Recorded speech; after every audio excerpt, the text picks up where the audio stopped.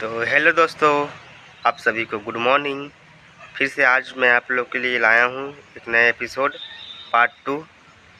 तो वीडियो अच्छा लगे तो लाइक सब्सक्राइब जरूर करना गाइस। ये पूछने आए थे कि आपको किसी चीज़ की कमी तो नहीं, कोई परेशानी हो तो बताइए, हम सब मदद के लिए हैं। नहीं, कोई दिक्कत नहीं। श्याम भैया खाना बना देते हैं और बाकी काम मैं खुद निपटा लेता हूँ। अकेला जरूर हूँ, पर यहाँ बिल्कुल घर जैसा लग रहा है। बातचीत के दौरान दोनों ग्रामीण हंसते हंसते अचानक चुप हो गए। उनके चेहरे पर गंभीरता आ गई, जैसे कोई भारी बात दिल में छुपाए बैठे हों। डॉक्टर साहब, एक बात कहनी थी आपसे, थोड़ी निजी है। क्या बात है? आप लोग इतने गंभीर क्यों हो गए अचानक? डॉक्टर साहब, ये जो आपका क्वार्टर है ना, वो गांव के आखिरी कोने पर है। उसके ठीक पीछे जो जंगल की पगडंडी जाती है, उसका नाम आपने सुना?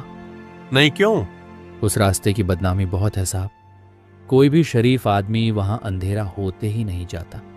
कहते हैं उस रास्ते पर कुछ है जो दिखता नहीं पर मारता जरूर है।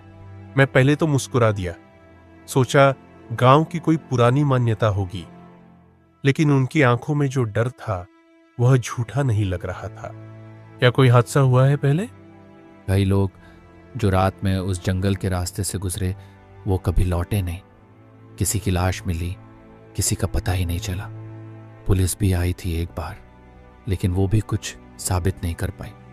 इसलिए साहब, आपसे हाथ जोड़कर निवेदन है, शाम के बाद ना तो अस्पताल जाइए और ना ही उस रास्ते की तरफ जाइए। श्याम भैया भी इसलिए शाम ढलने से पहले ही खाना बनाकर चले जाते हैं। मैंने उनकी बातों को हल्के में लिया, पर दिल के किसी कोने में एक डर जरूर बैठ गया था। उसी दिन से मैंने ठान लिया, बिना जरूरत के रात में बाहर नहीं निकलूंगा, और जंगल वाले रास्ते से तो बिल्कुल नहीं।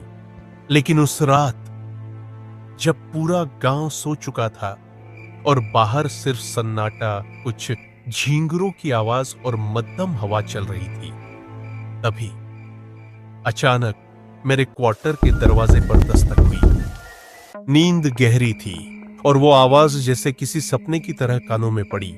लेकिन जब वही आवाज दोबारा आई जोर से, मैं हड़बड़ाकर उठ गया। घड़ी देखी, रात के आधो बज रहे थे। मैं सोच में पड़ गया, इतनी रात को कौन हो सकता है? डॉक्टर साहब, प्लीज दरवाजा खोलिए। मेरी मां की तबीयत बहुत ज्यादा खराब है, उठ नहीं पा रही हैं, मर जाएंगी अगर अब मदद नहीं मिली। एक पल को तो मैं